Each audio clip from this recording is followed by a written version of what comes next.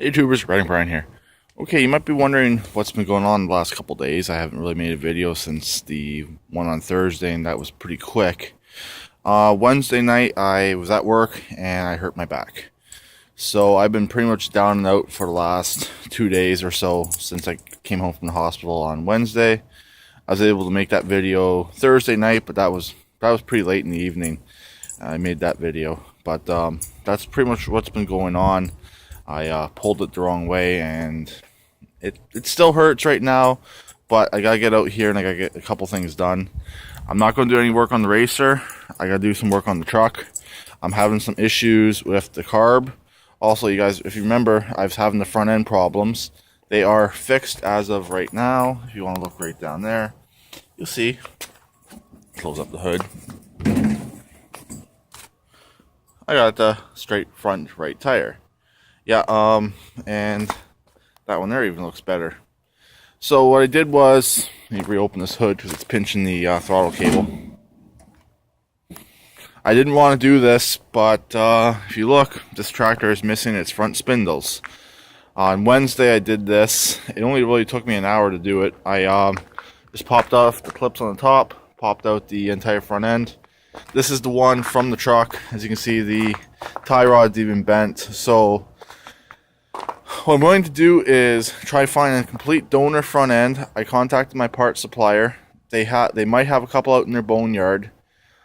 Possibly I'm going to get an entire chassis. I wouldn't mind also trying to find some better back tires. These ones here, they hold air, but they do tend to lose air. So they're low right now. I have slimed the one. I think that's actually the one I slimed, but maybe not put enough in. Let's go around to this side, check this tire out. Yeah, that one's not too bad. That one's better. The other one there has a slit in the side of it. It's a kind of bad, kind of not bad, and it's kind of affecting it from holding air 100%. But with slime in it, and as long as you pump it up, it's okay. But if I want to get what I want to get for this little LT4000, I gotta fix that tire. Either put a tube in it or just to ask for a little bit less money for it, which probably I'll end up doing. But there's the spindles. The one is bent, because as soon as I put that back together, it was all fixed up again. Luckily, I did not bend the front axle. This one here, also why I want to just get a donor front end instead of spindles. Let's see if I can bend down here. So you might be able to see the front cross member has been cut on both sides. Ow. And it was not done by me. It was done by a previous owner.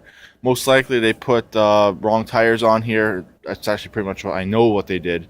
They put wrong tires on here, and if you put the wrong size offset tires on here, they'll rub on the inside when you do sharp turns. So I guess they figured the easy fix to that is grind down the front cross member. But nah, you try and find proper tires.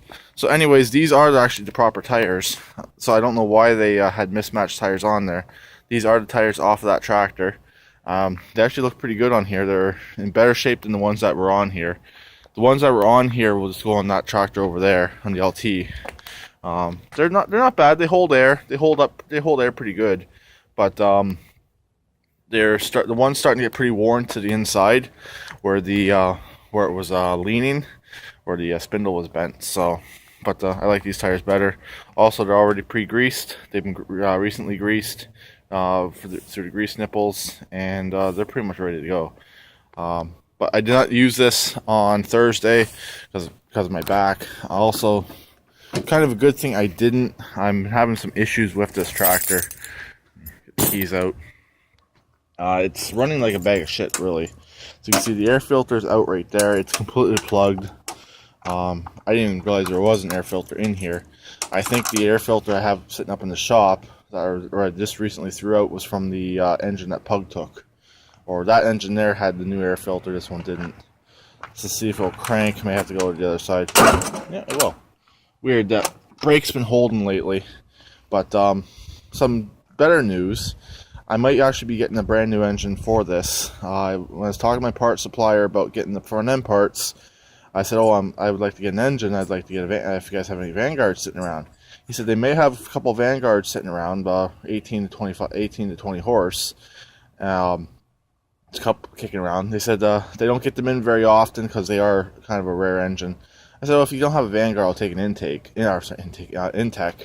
But he said they might. We'll see. They also said, oh, we have a couple brand new in the box Kohlers. And they said, oh, they're about 23, 24 horse. I said, well, I might be interested in one of them. And obviously not for the truck, for this here. Because this thing here, in my opinion, would be worth a brand new engine. Considering how much I use this and how often this thing does get used, it would probably be worth a brand new engine. So that might be something I'm going to look at on Tuesday when I go down there. Let's fire this up and I'll show you what it's doing. Having issues with the right hand cylinder, basically the same side the spindle was bent on. I know what the issue is. It's the carburetor. But you might be saying, oh, why get a brand new engine? I could just clean up this engine and resell it. It's not a 19 horse. It's actually closer to a 22 horse. Whatever the engine was that Pug has, I believe it was a 22 or 23 horse. That's basically what the carburetor that this one has, because I swapped the carburetor parts. And then I bought a brand new carburetor for the engine that Pug has that I sold him. So, and for the haters, I explained all this to him whenever I sold him the engine. So go fuck yourselves.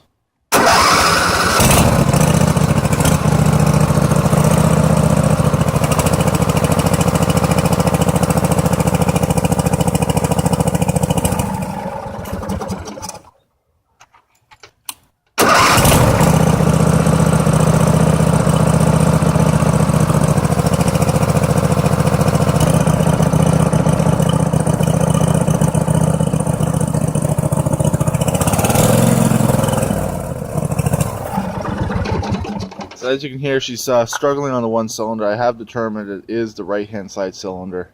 So I'm going to take it apart. I'm going to clean the carburetor. I'm going to check the coils.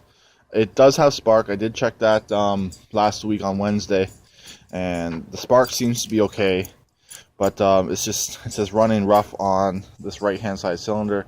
It could be that the valves are out of adjustment too. And it could be that. I'm not sure. So I'm going to try cleaning the carburetor first. I'm going to do the easy stuff first. Easy, somewhat hard stuff first. I gotta look up the tolerances for these valves. I've never done valves on V-twin, but I imagine they're easy to do. Just make sure you're at top dead center. But I'm gonna do the carburetor and check the coils first. That's, like I said, relatively easy. And do that because I think it is the carburetor. I've never cleaned, or it's actually, I think it's been a long time since I have cleaned this carburetor. I believe I cleaned it once. Not 100% sure on that. Hopefully, sorry about that, it comes apart. I'm still dealing with back pain and trying to get this video done, and I gotta try to get some work done on this. But hopefully the carburetor will come apart, because there's 2 screws in the bottom that holds the float bowl into place, and on these Intechs, they tend to strip out really easy, and they're a pain in the butt. If I remember correctly, when I put this carburetor on here, I did loosen up the screws and make sure that they would come loose, and they did. So hopefully they do. The engine I sold to Pug, it had a brand new carburetor on it. So, and we drained that carburetor before we pulled it out of the Kubota. So he shouldn't have any issues, or shouldn't have too many issues with that carburetor when he goes to put that engine back into service. But that's pretty much it for this video. I guess I don't really have anything else to talk about. I know it's loud. It needs exhaust gaskets pretty bad.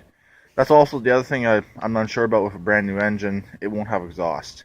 So we'll see. And if I buy a used engine from these guys, it will have an exhaust. But with this engine here, I'm only getting, when it's running at, when it's warmed up and running at good idle, I only get normally right around 40 to 50 pounds of oil pressure, which isn't bad for one of these engines, but this engine is pretty tired.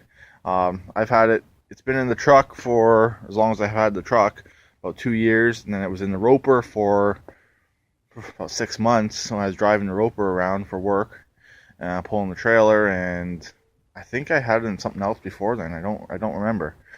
This engine, it's been around for quite a while. It's been around for a few years now, and I know, I'll show you the mud. Not too bad. But I think it's putting gas into the oil as well, since this side here is not 100% running right. I believe it is putting gas into the oil, but I could be wrong on that one. But I'm not sure. So I'm gonna try cleaning the carburetor, check the coils. Only thing, like, as you guys know, with these engines, they have twin coils, one for each cylinder. But that's pretty much it. So talk to you later. Please keep it redneck like always, and please try and comment.